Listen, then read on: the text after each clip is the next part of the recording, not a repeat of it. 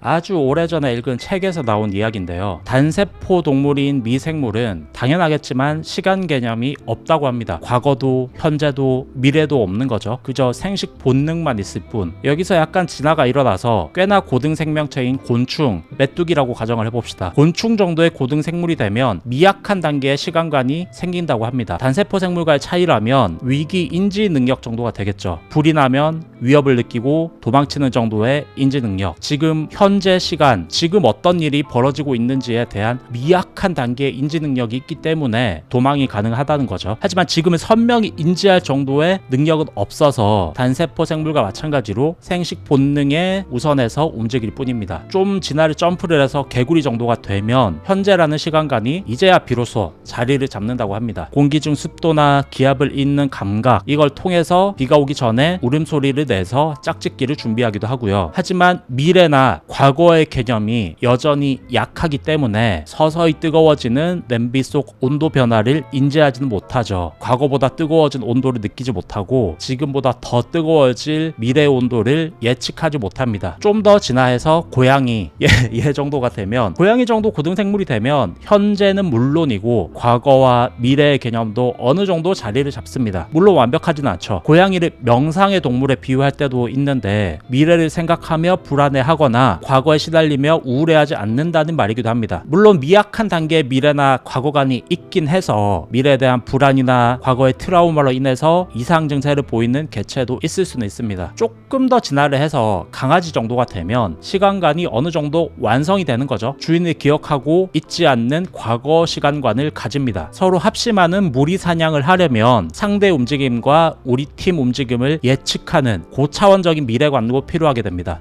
버림받은 강아지는 과거의 기억으로 우울해하고 주인이 다시는 돌아오지 않을까 미래를 예측하며 불안에 떨기도 합니다. 더 나아가서 침팬지, 강아지와 침팬지는 어떤 차이가 있을까? 단 하나를 꼽아보자면 자신을 인식하는 모양의 차이를 들 수 있겠습니다. 침팬지와 강아지에게 거울을 들여밀어 봅니다. 침팬지는 거울을 통해서 자신의 털을 고르죠. 거울 속에 비친 존재가 자신이라는 것을 명확히 인지합니다. 강아지는 거울 속 비친 자신의 존재를 인식하지 못합니다. 아주 뛰어난 특수한 강아지의 경우 간혹 인지하는 경우도 있지만 대부분 그렇지 못하죠. 우동이즘.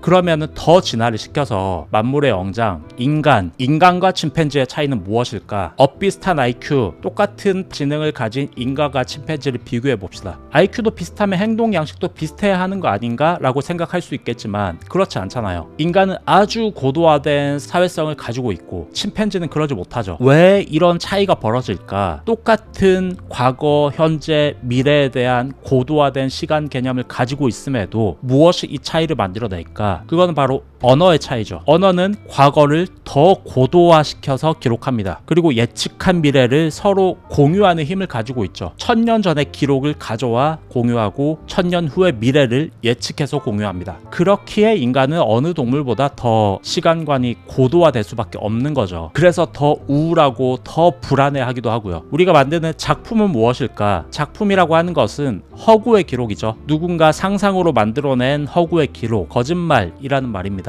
이 거짓말을 만들어낼 수 있는 능력, 이 언어의 위대함, 그 거짓 속에서 캐릭터는 과거의 트라우마로 인한 현재의 문제에 놓여 있고 그것을 극복해서 미래의 한 순간에서 엔딩을 마주하죠. 데뷔를 위한 가장 빠른 길을 안내한다. 우동이즘에 잘 팔리는 이야기 만들기. 인물의 과거를 납득시키려면 인간 심리를 공부해야 하고 인물의 현재를 설명하려면 주변 관찰을 통해 인간상을 연구해야 합니다. 동시에 그것들을 통해 인간이 어떻게 성장하고 나아가는지에 대한 미래에 대한 통찰도 따라오는 것이죠. 결국 좋은 작품이라고 하는 것은 누군가의 시간을 얼마나 입체적으로 다루었는가 라고 하는 이야기와 다르지 않다는 거죠. 늘 즐거운 창작 되시기 바라겠습니다. 감사합니다.